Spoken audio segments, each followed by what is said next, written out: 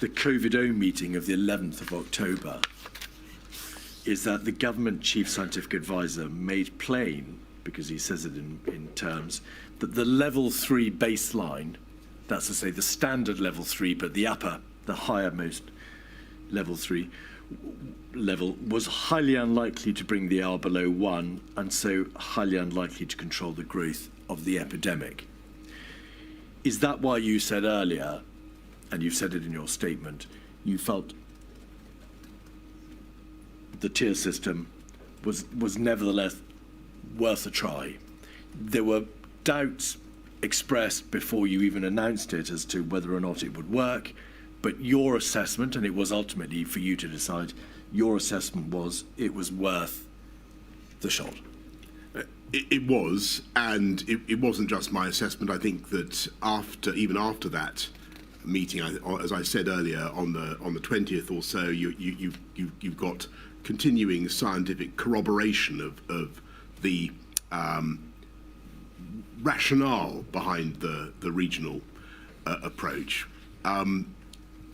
But what we wanted was, of course, to try to stamp on the virus, to wallop it wherever it was most prevalent. The difficulty was that it was very laborious and it involved some very difficult negotiations. Understandably, with areas that had been in restrictions for a very long time, and their leaders, understandably, wanted proper financial help, and to get the tougher measures put on was proving, in a voluntary way, was proving time-consuming and costly. Is it right to say that there was continuing scientific corroboration for the tiers? The material in COVID-0 was the fact that even the highest level, level 3, would be unlikely to work. Sir Patrick Vallance's notes make plain that at that meeting, he felt he's being asked to approve measures knowing that they weren't enough. And the public health epidemiological support appeared to be quite slim. However, the scientists and the public health experts recognised that the public health issue was only one half of the debate. It was for you to weigh up the many issues that you've described, including the economic considerations, and to balance them. That wasn't their call; it was your call. Well, I had to balance them, but there were two things. I think it was so. I was fortified by what I think the CMO said in the cabinet of October the 20th, where I'm fairly certain that he said something, and JVT said something at about the same time, to the effect that a regional approach was still reasonable. What we wanted out of the tiering system, and we've got to be clear, we didn't achieve it, was really to crush the virus where it was most prevalent. And I've explained that one of the difficulties was, getting local leaders to put in measures fast enough. I think it's possible, and I think that there's even some evidence from Patrick that we had a fighting chance of getting the R below 1 if we'd been able to get some of those measures put in harder and faster in those areas. I think it might have worked, and there are other people who think that too. The point, Mr. Johnson, is you can't rely upon what was said on the 20th of October about the general nature of regional restrictions, because you made the decision to go for tiers on the 11th of October, over 8 days before, and the announcement was made on the 12th of October. Yes, so what was said, what was said subsequently on the 20th of October in relation to the merits of regional restrictions can't be relied upon as a justification for your decision-making 10 days before. Great respect. I think what it shows is that there was, around that time, there was continuing scientific support, as I took it, for. I'm just giving you what I felt. Support for a continued regional approach, and by the way, it was also my feeling that although the suggestion from SAGE had been for a circuit breaker, I didn't feel, listening to the arguments, and this may have been my mistake, but I didn't feel, listening to the arguments, that the pressure for a circuit breaker was particularly strong. And that may be my mistake, but it wasn't coming from the health secretary, and it seemed to me that there were countervailing arguments as well. In the event, the tiers, as we know, didn't work. Well, they didn't, and I'm very sad about that. But I think that they were logically, rationally, as we came out of the restrictions in the summer, they were worth a try. The trouble was that they became very invidious as between areas, because one village would suddenly find itself in very heavy restrictions, and the village next door was not, while the incidence of the virus was exactly the same. Local politicians of all kinds became very worked up, sometimes quite paranoid about the tiering approach. It clearly was proving divisive and difficult to implement. Though I want to say that Eddie Lister, who was in charge of the negotiations, did a heroic job in trying to get government to local government to regional government to agree. And in addition, the evidence would appear to suggest, of course, as ever, a matter for my lady, that not only were there problems that you've identified, Mr. Johnson, but as Mr. Ridley has said, the process overall was entered into extremely quickly, which gave rise to problems of its own. Yeah. The negotiations were difficult and prolonged, and of course, when dealing with epidemiological exponential growth, and the virus isn't interested in all this. And the virus indeed, and also logically, because the virus was spreading, ultimately, as proved to be the case, it spread to all areas, and therefore there was a degree of, it's been described as epidemiological levelling up. Everywhere would have to eventually go up into tier 3, and that would, of course, go up. That's completely right. All right. And I think that's a pretty fair summary. Mr. Hancock told the inquiry that he knew on the 14th of October when you announced, the 12th of October when you announced the tier system, that it wouldn't work. Did he tell you that? Not to my knowledge, not that I can remember. We then come to the lead up to the second lockdown. It does appear that the COVID task force provided a forward strategy document for you on the 25th of October, and there was a meeting in Chequers to discuss it. You then received a further task force advice on the 28th of October, and then another paper for a COVID-0 meeting, and then there was ultimately a meeting at which you decided that there had to be a lockdown. And my question is this: why were there a number of papers and strategy documents given to you in the same week? Goedemiddag Siggy, welkom terug. Ik zal hem even opnieuw indelen. All broadly recommending a lockdown. It rather looks as if the COVID task force was trying to bring you to a particular conclusion. I don't know the answer to that. I do remember the papers, and I think it was a James Bowler paper that I got on the 28th, for instance. There was a lot of good papers. The COVID task force, by the way, was determined to make the tiering system work. They thought we began. There was a lot of good hope that it could work, but it was clear by the end of the month, towards the end of the month, that it was just running out of road. Let me be more direct. Mr. Shafi's notes of a meeting on the 25th of October, the forward strategy meeting, record you as recognising that the country was in a very tough spot. You say, according to him, that you're deeply sceptical about a national. Ray Elizabeth, goedemiddag, ook welkom terug. Ja, Boris Johson, interessant verhoor wel. En Hij verdedigt deels zijn regering. Hè, ja, wij wisten het ook niet. Dus we moesten geen risico nemen. Maar hij gaat ook dingen zeggen, die heb ik inmiddels als zijdelings gehoord. Dat je denkt van zo, dat is een heel ander verhaal. Lockdown, and you say we're not, or I'm not going to be stampeded into a national lockdown yet. That's over the weekend. Then 3 days later, the task force comes to you and says the situation is continuing to deteriorate. We don't think the tiers are working. There's got to be a lockdown. And the point I made to you is to what degree, if any, do you assess that the COVID task force was trying to impose on you, or in trying to recommend a lockdown because it was aware that you had already said on the 25th, I'm really not going to be stampeded this time. Yeah, but it was quite right not to be stampeded into any course of action.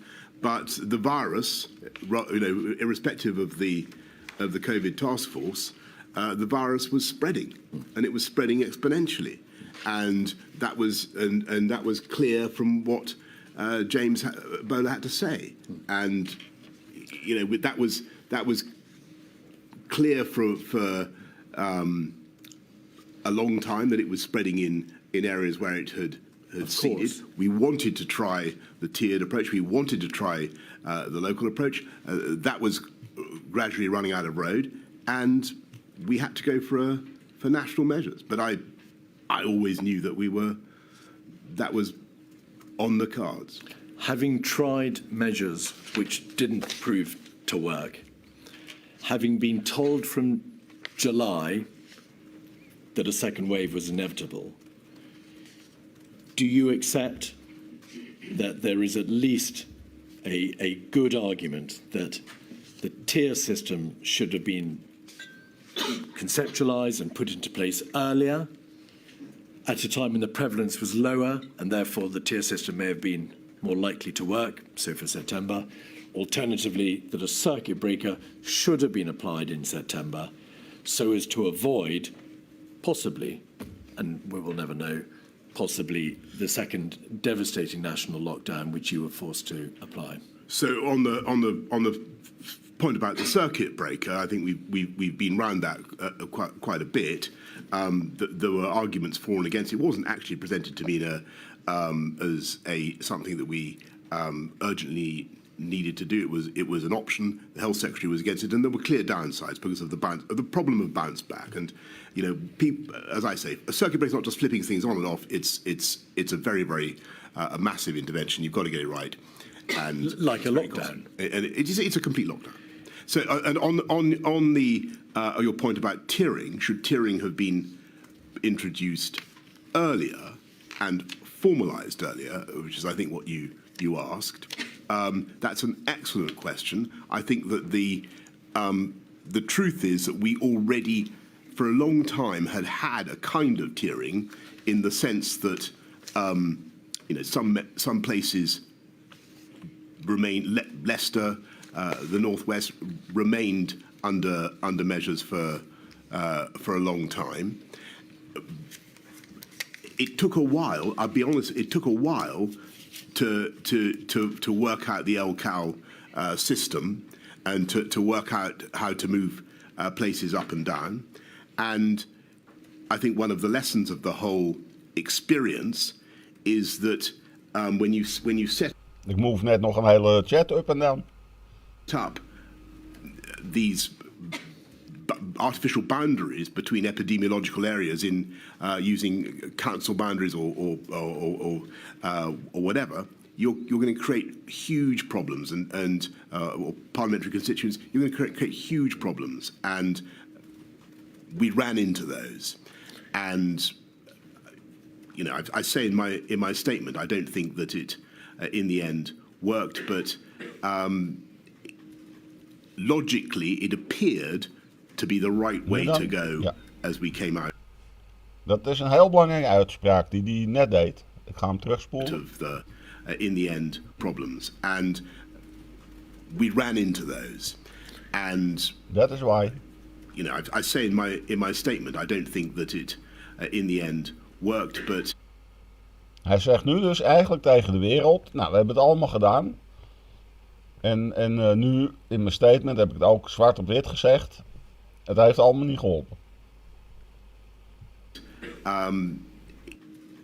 Logically, it appeared to be the right way to go as we came out of the first lockdown. And do you accept, Mr. Johnson, that the position that was ultimately reached was that you did have and you imposed a roller coaster lockdown process overall? En dat is wel het mooie. Nou, het is niet mooi, maar beter. Hè? In common law, in Engelse kolonies en Engeland natuurlijk. Hè? Wales, Noord-Ierland, Schotland. Er is er nog eentje op het Britse eiland. Groot-Brittannië. Ja, maakt niet uit. Dat common law, dat houdt dus wel in dat ze nu heel kritisch zijn naar de regering van toen. En dat die regering, althans de leden, de voormalige leden, zich moeten verantwoorden. Dat is dan wel weer een pluspunt van hun systeem. Epidemiological evidence has been given to this inquiry to the fact that if you impose lockdowns, circuit breakers, whatever they may be called, earlier, there is a greater chance you can get on top of the virus earlier. You then don't need to have such a long circuit breaker or lockdown. And when you come out, prevalence is likely to be lower, thereby obviating the need for yet another lockdown. The answer If you just let me put the question. The evidence suggests that if, however, you wait to the last minute before imposing a lockdown, you have more of a pronounced roller coaster approach. Triple Karmeliet. Nou, op nou hoor. Verfijnd. Wat kan ik dat fris, uitzetten? Ik wil het uitzetten. romig, Ja. gerst, Nee, tarwe, nee, copyright, haver, bla bla bla. 3 granen, Geluid van triple de zaak. Karmeliet. Ja.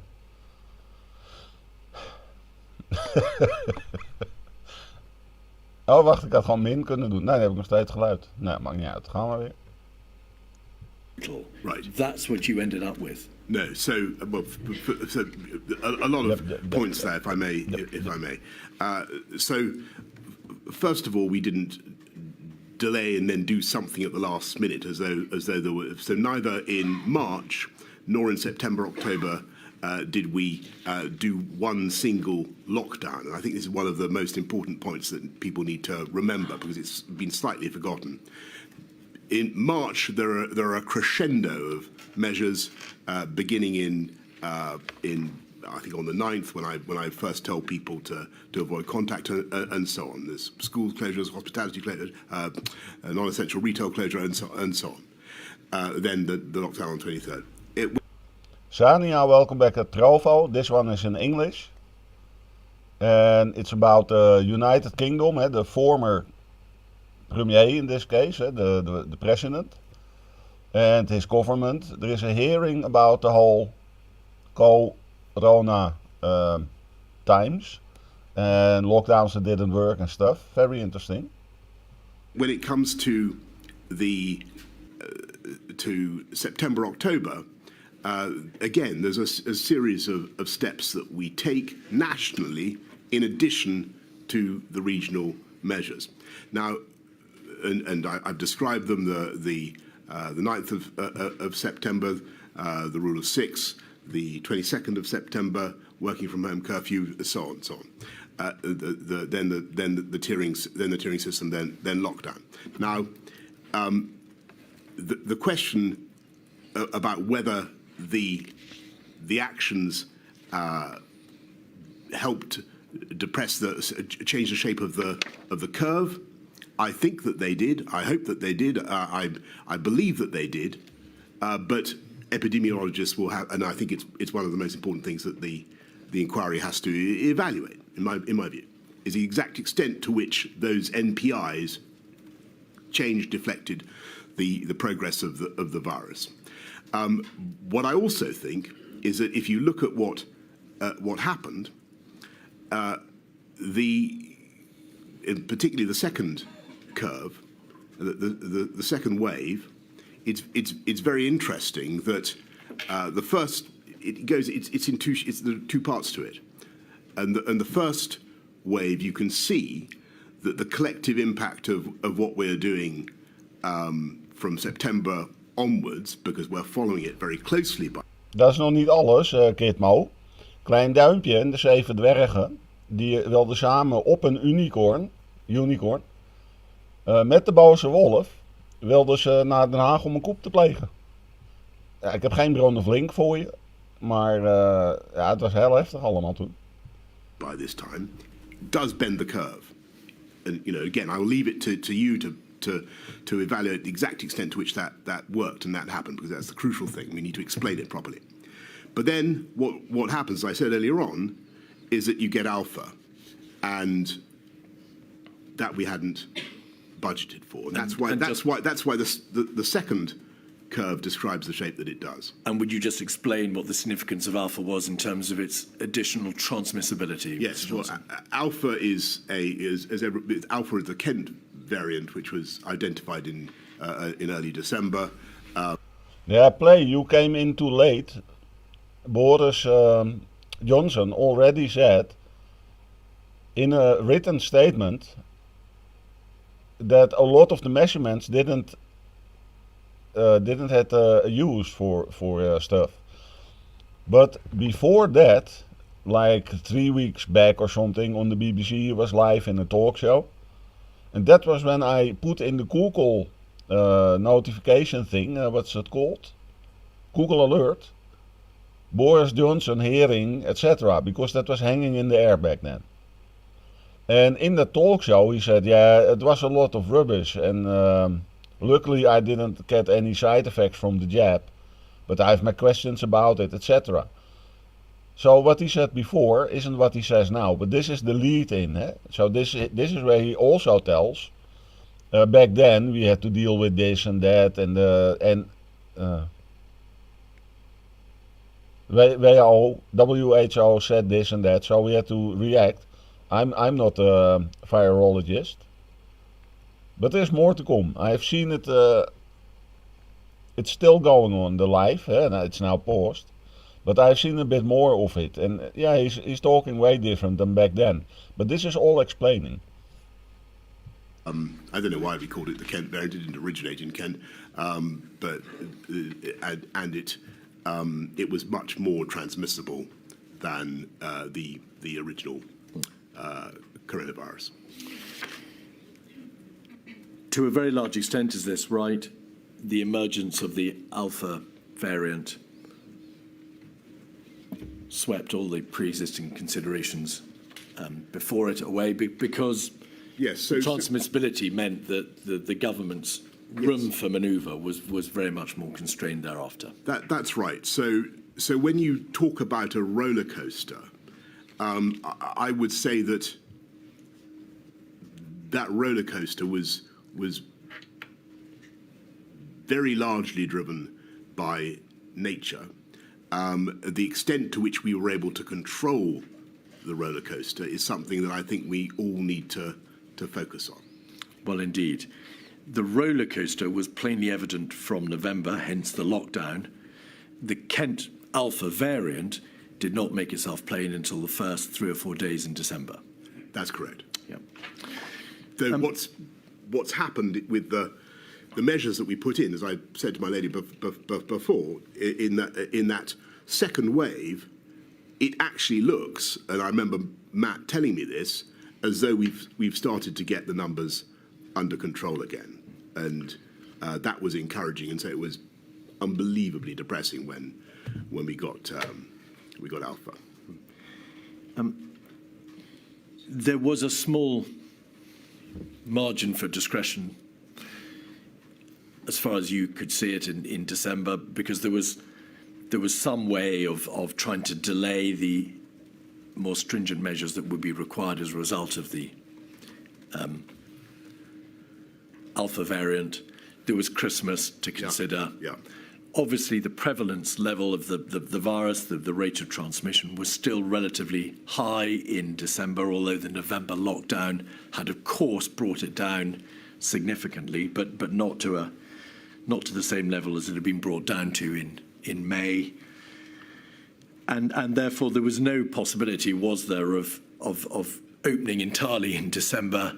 There had to be fairly stringent restrictions applied, continues to be applied, whatever view you reached of the public health crisis. Yes, is that a fair summary? Yes. So our initial plan, as you know, was to open up on December the 2nd, which indeed we did. We then see incontrovertible evidence of alpha, and we know we're basically heading for a lockdown, a full lockdown in January, which is what we do. There was a debate, of course, about the degree to which you could ease, to the limited extent that you could, in December, bearing in mind.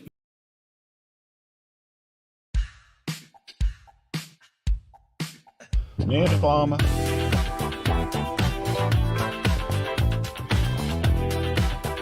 Your very clearly stated wish that gelukkig. as much could be done as possible to allow families to spend Christmas together. We did have that debate, though. If you remember what happened, it just became untenable because of the spread of alpha, and London and a lot of the rest of the country went straight into tier 4, as we called it.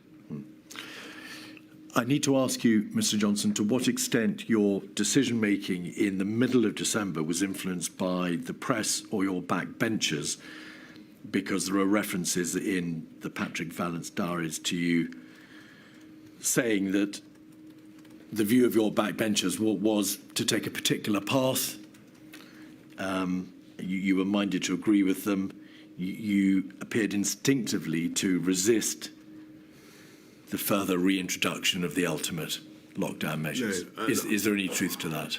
It's certainly true that, as I've said before, that in the course of meetings, I would, as I thought was my job, and I believe was rightly thought was my job, I would express the general view of not just of backbenchers but of other cabinet ministers who might not be in that meeting about what we were doing, and to try to set up some challenge in the conversation. On the 2nd of January, Michael Gove sent you a private note expressing his views, essentially to the effect that there was no alternative but to adopt a strategy. That was the lead-in, and now I will skip because the live is still going on. And this ends in somewhat less than an hour, so I will skip through it and then on to the live. It's a very long hearing, long day today for Boris. Maximum suppression, as he put it. Did that note, which describe what you thought of the measures, the building structure of Downing If you Street? read what Helen said in her evidence to you, I think actually that is what she was driving at. She says there was one meeting where we were able to do things strictly by the absolute letter of the guidance, and it was unsustainable, and that was why the guidance was written in a way so as to allow businesses to have flexibility. And the particulars, I mean, I've been around this issue many times, and forgive me, but the situation in Downing Street, the conditions of work there, we were having to call, as the inquiry has heard, meeting after meeting after meeting, at all hours of the day and night, in rapid succession, and summon people rapidly to different meetings. As Helen McNamara rightly says, in those conditions, it was very hard to follow the letter of the guidance, and I've tried to explain that many times, but I understand the offence that has been caused. May we have 226-239, page 13, please. This is around that time, the time in the revelation of the partying in Downing Street, a WhatsApp communication between yourself and your Cabinet Secretary. Your Cabinet Secretary, Simon Case, was originally obligated to carry out an investigation, but for a variety of reasons which we needn't explore, he did not do so. But in the context of that debate at 23:04 on the 17th of December. Adjusted, and then it dropped to 15th. A little bit more. The interesting thing for me is how at the end of it all, a prophecy by Chris Whitty was proved correct when he said that the UK would probably end for excess mortality around about the middle of the pack. Yeah. And that is indeed what has happened. Okay. And that does not. Yeah, what the play says, it's an inquiry, a hearing, how do you want to call it? Let's see how they call it. Inquiry, yeah, COVID-19 inquiry. Inquiry, I think it's pronounced. Second day, oh, it's the second day even. On handling of government during the pandemic, see? We don't have that in the Netherlands. Well, we could have, but it doesn't happen. In any way diminish the individual tragedies of people who have lost lives. You've said that, but just dealing with these ONS statistics, this is what the King's Fund said. Now, the King's Fund, as I'm sure you know, is a prestigious independent healthcare institution, said well over a century ago. This is what it said. These figures show that although all European countries have experienced devastating death tolls from COVID, and the impacts varied geographically in terms of timing and magnitude, excess mortality in the United Kingdom during the pandemic exceeded that of most comparable Western European countries. And it went on, the UK also had the highest excess mortality rate compared with the baseline among people under 65 in Western European countries, such as France, Belgium, and Sweden. So I'm going to move on, but I'll put it to you once more that this does not, this gold standard of the data available does not support what you say in your statement, does it? Well, I think, with great respect, I think that actually it does. And what I was responding to in my, and if you look at the Lancet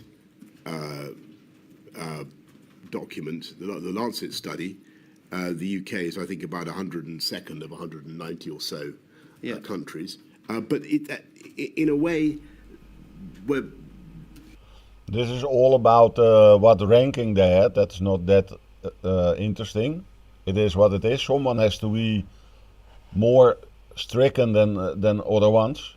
And there is always one population in PRISM that is the biggest, whoever it might be, whatever the population might be. And yeah, England is of course an island that has advantages and disadvantages. When people were dying here on the flu, I don't know if it was the average flu or the Spanish flu or whatever, the people that survived that, those two big pandemics, they are very good against, biologically, the DNA genes.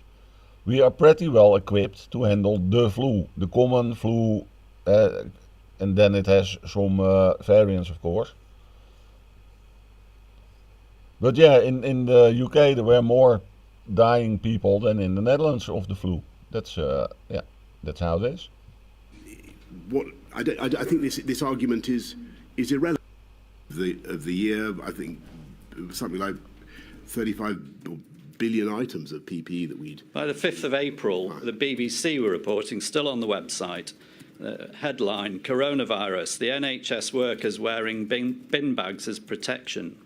3 days later, the Daily Telegraph ran a similar article. Even after the first lockdown had started, you were woefully short of PPE and testing because you hadn't reacted when it came on the horizon in January, ramped up testing capacity, ramped up PPE. No, so even if we'd appreciated and I've told you, I've explained that we didn't understand the scale and the pace of the virus's advance, but even if we had, I don't. Yeah, that depends on how you look at it, play at YouTube. Because in some military units, they don't only go to the North Pole or another cold country, but also the jungle. The jungle itself is an enemy. And you don't need enemies to not survive the jungle if you're there for a few weeks. In itself, a vaccine was a very profound, big, huge invention. It's learning your body to fight off an army that has been already made weak. That's the base vaccine. You get injected with that what you want to be resistant to. So you get all kinds of diseases injected, but the weak variant. And if your body can handle that, then you can go into the jungle. For instance, that's just one example. So a vaccine in itself ain't bad, but that new vaccine is not a vaccine, not as we know it. It's new, and it does all kinds of stuff to your DNA to make, in this case, spike proteins. And yeah, it's a different animal. It was one big test, and it still is up till, what was it? June 2024 or something. You might say, I'm not going to say this, just for the TOS and stuff. You might say it's illegal. But when people agree with it, then it's different. Then it's suddenly no more illegal. Consenting adults. I believe that it would have made that much difference in January, because the stocks were not great around the world. And if you remember what happened, we had a terrible situation in March when there were struggles virtually at airports over consignments of PP to make sure they went from one country rather than the documents show that at the beginning of March, which is when you first started to chair COBRA and you went to the hospital shaking hands with COVID patients, at the beginning of March, that the CCS, Civil Service Secretariat, was still scoping matters such as PPE and testing.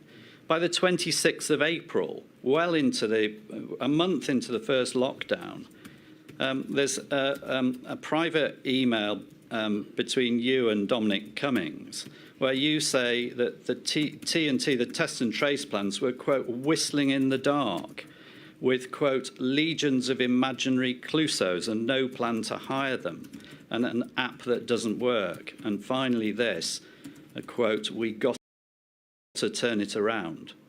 That's what you were saying a month into lockdown about testing. Well, what I was also being told, if you think about the evidence that had been given to me to begin with, I was being told that we did have a very good test and trace system. I was told that we had ample preparations, and that turned out not to be true. So what you're rightly quoting is me responding to the reality and telling the system that we've got to go up several gears and sort it out. Just for the record, the reference is 226, 628 at page 21. But what you're doing there is you're saying the stable door's open, the horse is bolted, and you're realising that there's no plans in place to ramp up the testing. You've told us this morning that in early March you didn't realise where on the curve you were. Now, part of the reason for that is that the UK didn't have enough tests. Oh, play natuurlijk, play. Where is it? There, YouTube. Are you still on Twitch? Do you also have your Twitch account?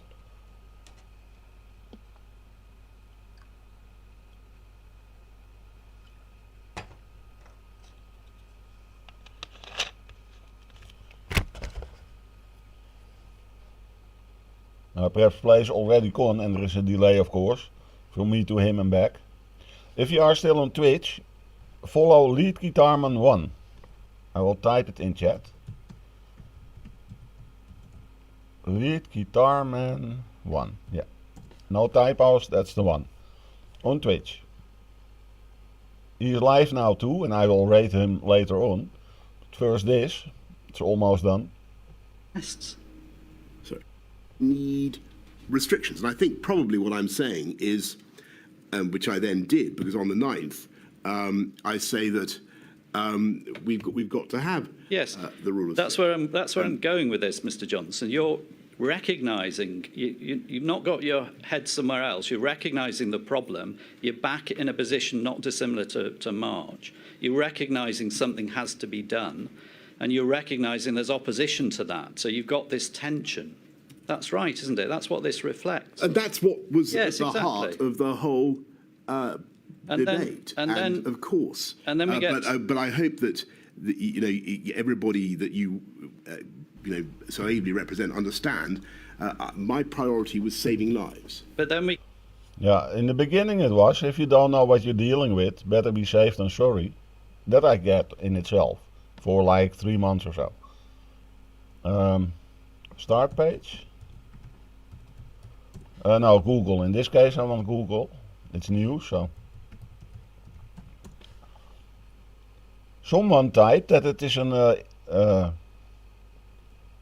independent inquisitive, but that hardly can't be, because then he wouldn't show perhaps, or he does. So let's check what it is. UK, England, inquiry. That is how they call it. Cor Ona COVID, Boris Johson. 31 minutes ago.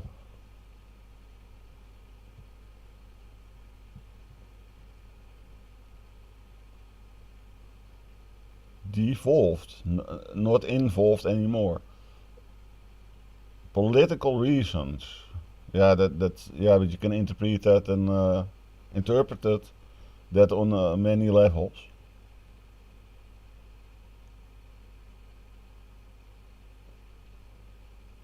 Okay, but this is about the now, very fresh information.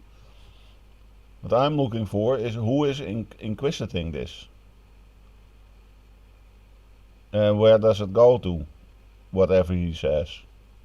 Yeah, into the history, of course. If he slips up, then he might go to jail, etc.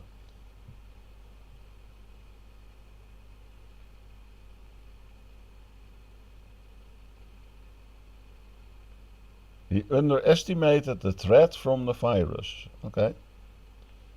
Yeah, that's easy to say in hindsight, of course. London. Okay, I have to change the way I'm searching for this. Done by for typo.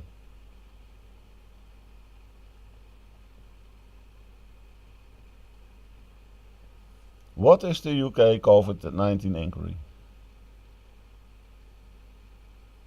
The government handling, about, but by whom? Whom is asking the questions?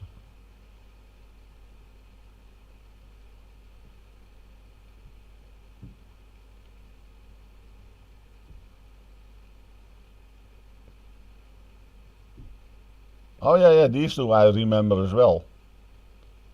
Okay, so they have spoken too.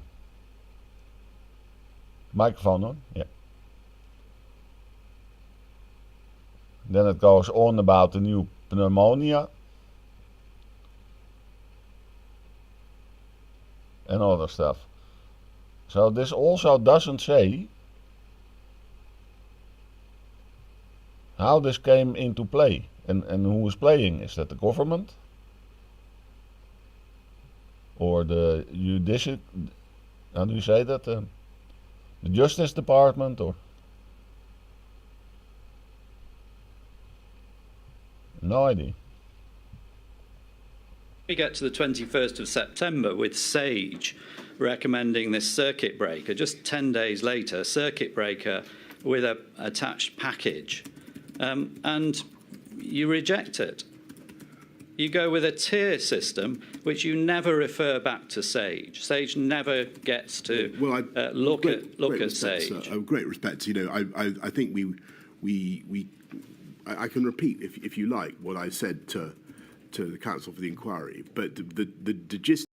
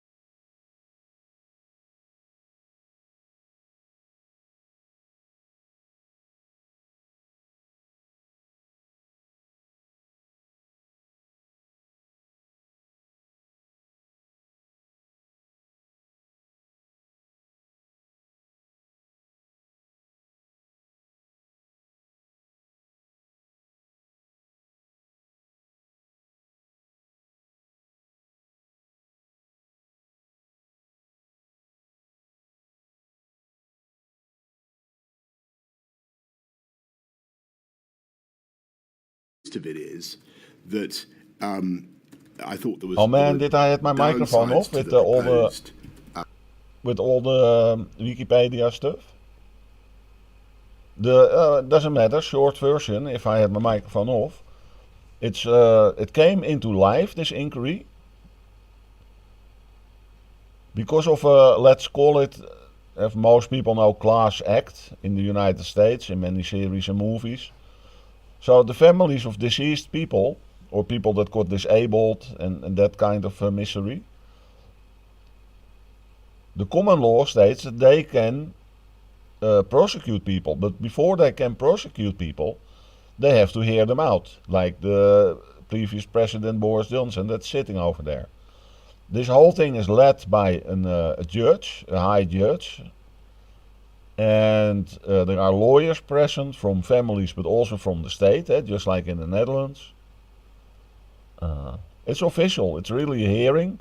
And he was drafted, he had to come. He can't say, no, I won't cooperate, like with BPOC in the Netherlands. He had to show up. So yeah, this it's only the second day, and I don't know how long it will take. That might have a few outcomes that also will reach the media in the Netherlands, if not the alternative media. If the mainstream media won't report on what's common knowledge in England coming week. Circuit breaker. It wasn't as simple as all that. It was immensely destructive. The risk was you'd have to keep doing it, as they themselves acknowledged. The health secretary himself didn't support it, and I thought that the best thing for at least for a while was to see if we could intensify the national measures and then go to. Yes, you've said that. Just this before I sit down, that what this demonstrates is that you understand the problem. You're caught in this tension between two sides, and you delay, and you're indecisive. No. And the actual proper measures that bring R down eventually are punted off until the infection has spread, and more people die. I may respectfully say that's total rubbish. And but I've tried to deal with that argument. I don't think it stacks up. I think if you look at both the timing of events in March, the sequence of things that we did, then the sequence of things that we did in September, October, November, they were reasonable. Wat zie je hier? Het is de toekomst. Zo, dan zacht zetten, Alfa reclame Romeo genoeg. Tonale plug-in hybrid. En dan gaan we door naar de echte live, waar ik ook weer heen skippen, want ja, dit is nog steeds verdedigd van Johnson. NHS and save lives. And by the way, unlike some other countries, we did not have our healthcare system overwhelmed, and in that respect, at least, unlike the scenes we saw in some other countries, the healthcare system was not overwhelmed in this country, and in that respect, I think that the efforts of the British people paid off. Thank you, milady. Thank you very much. We'll break now. The stenographer's had too long a morning, and I'm sorry. Ja, daar, that's where they stopped that first part, I would call it. Now I have to find that page again because I closed too many tabulators. Here, now can I watch it in full? Is this live? The last, which we've discussed extensively, of the last. I don't think so because no, it's not live. There's an end time, so not live. And where can I watch it? So that one stopped.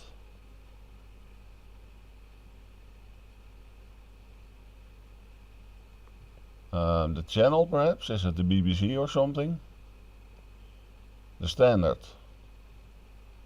So this is not live, this is what you just saw.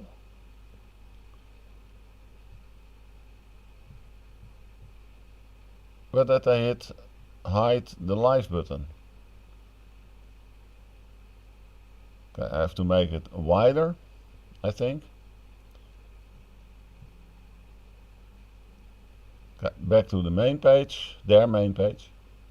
Live, yeah, here it is. Starts with advertisement.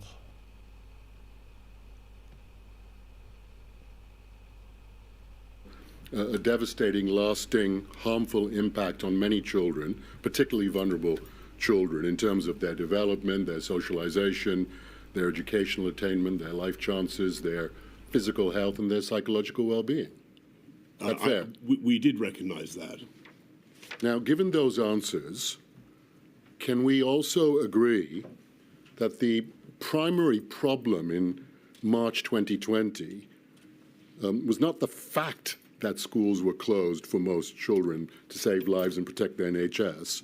The problem was that prior to schools being closed, there was no proper plan, there was no clearly established framework, there was no guidance for schools on remote education, and no arrangements for delivering face-to-face education to vulnerable children under the new social distancing restrictions. That was the problem, wasn't it, in March 2020? I think that the difficulties we had in delivering education remotely and the other things that you've mentioned certainly compounded the problem. But the basic problem, the prior problem, was that that kids were deprived of the vital education that they needed at a critical time in their development. They were deprived of the society of other kids. They were unable to socialise. It was a terrible, terrible time, and the evidence is, as I'm sure you know, that this was felt most keenly by those on lower incomes, and they basically received about 30% less education than kids from wealthier backgrounds. So we agree on impact. Can we also agree there was no proper plan? I think it would be fair to say, from everything that the inquiry has heard so far, certainly from me, that this was a once-in-a-century event, and we were not prepared suddenly to be forced to close schools for the length of time that we did. I think that's fair. Thank you. In your witness statement, Mr. Johnson, I don't ask for it to be put on the screen. The reference is page 107, paragraph 397. You say that the reopening of schools was one of your key priorities in the summer of 2020, when the first lockdown was easing, putting it ahead, in your words, of the need to lift social and economic measures. Why then, this is the question, why then were hospitality and cultural venues, including pubs, bars, cafes, restaurants, hairdressers, and beauty salons, allowed to reopen on the 4th of July 2020, dubbed... Yeah. So now they're going to walk past all the measurements, and this will take a few more days, I think. On Twitch I will rate now, and that's very interesting, the channel. The leader of the chat is, well, the leader. The one opening the chat and doing the panel is named Robert. And it's about this topic and sort of these topics. Also interesting for play. It's on Twitch, like I said. Lead guitarman. And there we go. There we go.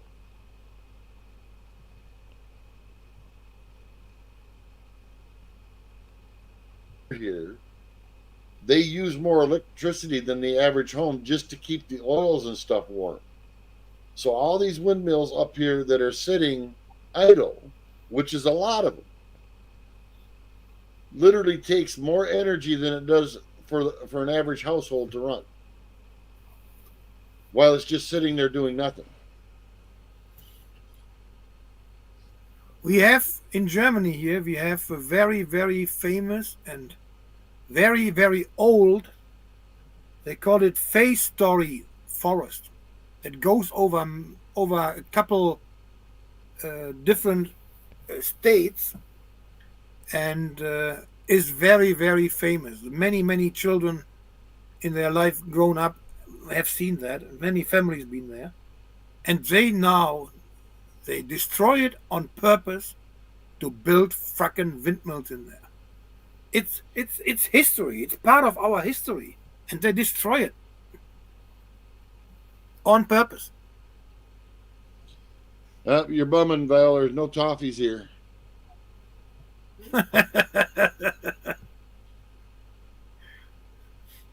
I could go for some good salted taffy though. Maybe I have a lot of left. Maybe I have a lot of leftover tomorrow, Viola, from the grilled octopus I don't like. You never know, you might love it, Uwe. Yeah, who knows? Oh, minties is a forbidden word, Viola. Oh my goodness. Poor Aussie lost the freaking tooth out of that.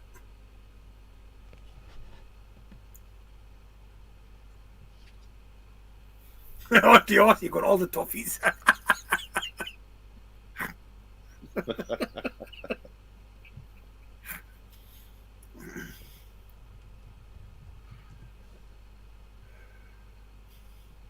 Oh, let's see here. I'll throw this.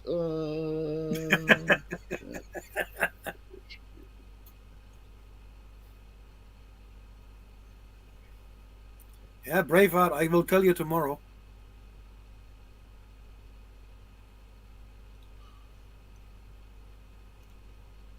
All right. Until recently, wind turbine blades were almost impossible to recycle. They have to be replaced about every 20 years. Now, one company is the first in the US to shred the blades so they can be used to make cement. But is this the best way to deal with old blades? Making cement is a major source of greenhouse gases. Can producing it this way really reduce emissions? We went to Missouri to see if recycling wind turbine blades could help reduce a growing source of worldwide waste. The first wind turbine in the US was built in the late 1800s. The tower was tall, and it could power about 3 modern homes. Now, land-based wind turbines have an average height of 525 feet. The average turbine can power over 460 homes. The largest offshore turbine is more than 850 feet tall. Land-based turbine blades are typically 170 feet long. That's more than 4 school buses parked end to end. The blades are usually made from a combination of fiberglass and balsa wood. This material is incredibly robust. The challenge is reversing that engineering and physically breaking the material down. Turbine blades have been piling up in landfills in recent years. That's the problem the company Veolia set out to solve. It gets the blades from GE Renewable Energy. These ones are only between 8 and 12 years old. The blades come from all over the US to the town of Louisiana, Missouri. Here, workers cut them down before sending them to the shredder.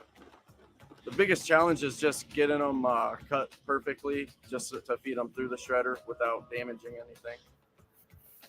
This machine is powerful enough to crush the 20-foot sections into pieces roughly the size of a football. Then the blade chunks go to another shredder that grinds them down even more. Next, a sorting machine filters out any remaining large pieces. It's hard to believe that this was once a 120-foot long wind turbine blade. Veolia also recycles non-hazardous medical waste, and some of that is mixed in with the blade material. So back and forth we'll go until we get what we think is our correct recipe. Right now, GE pays Veolia to recycle the blades, and Veolia pays to send the final product to cement factories. So currently there isn't a profit associated with it. The real motivator here is to prevent this material from ending up in landfills. Cement factories burn the turbine blades for fuel. Veolia says their product burns cleaner than coal. Still, it probably won't make that much of a dent in the cement industry's carbon footprint. That's because most of the emissions don't come from burning coal. They come from heating limestone inside giant kilns. Right now, the cement industry produces roughly 8% of all greenhouse gases. 3 times more than the aviation industry. So, is making new cement the best we can do with turbine blades? It might not reduce emissions from cement making, but it still prevents the blades from ending up in landfills. But not everyone agrees that shredding and burning the blades is the best approach. Seems to me a tremendous waste of all the energy and resources that have gone into producing the blade in the first place. Researchers like Larry Bank say reusing the blades is a better option. Instead of disposing of it as waste, you look for ways to use it in a second life or an alternative industry. Larry and other researchers at Rewind are building a pedestrian bridge in Ireland. And they have proposals to turn wind turbines into cell phone towers and fencing. We're hopeful that these demonstration projects will convince people that repurposing is a viable alternative. And they aren't the only ones doing this. Architects in the Netherlands turned old blades into a playground and a public monument. Another company in Denmark created a bike shed. So why aren't blades turned into more projects like these? The main reason is that it's incredibly cheap to dump it in a landfill. And unless there is a regulation in the United States, which seems unlikely, a landfill will probably be the preferred solution. After this video was first published, Veolia responded and said reusing blades is interesting, but that these projects aren't enough to deal with the growing waste problem. These other uses do not provide the scale necessary to manage the current volumes needed for sustainable wind turbine blade management. As America installs more turbines, the waste problem could grow. There are already more than 70,000 turbines in the United States. And with plans to expand offshore wind, the US could have 2,000 more within the next decade. The 2021 infrastructure bill allocated at least $100 million to expand wind energy. One study predicts global waste from turbine blades will exceed 47 million tons by 2050. But even if that does happen, it would still amount to about an eighth of the plastic that is thrown away every year. In the scheme of things, it's not much of an impact compared to most other industrial processes. And for both Veolia and Rewind, figuring out what to do with the blades is a welcome challenge. It's a cliche, but one man's junk is another man's treasure. We have a finite amount of resources. And so we've got to find innovative ways to find new resources. And those new resources can come from materials we've already used. If we can find applications for these materials in a second or even third life, after they have been used in the initial applications, then, it's a win-win for everybody.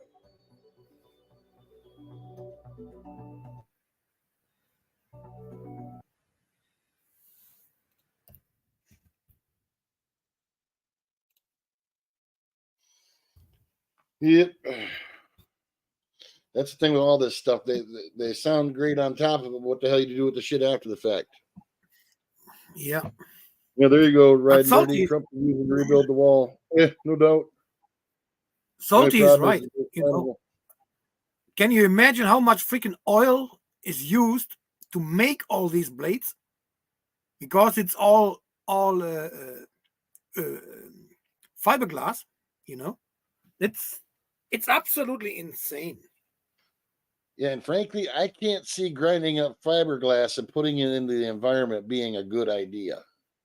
No, because it's fucking really, really bad for your lungs anyway. And if it comes in concrete, and in summer maybe when it's getting hot, that these particles getting in the air, fuck that. Yep. Yeah, I don't know. I mean, that is the problem, that we're getting all forced to this freaking ideologic freaking bullshit, and it's not going by facts anymore, by science, by common sense. Well, that's Nothing. exactly the point. It's all gone. They don't. they're creating problems so they can find the solutions to them, which they're charging. They're making the problems that they're going to have to charge people money for in the future and at the present. Yeah. Yeah. That's just like automation. When they said people would work less with automation and make the same amount of money. Ah, bullshit.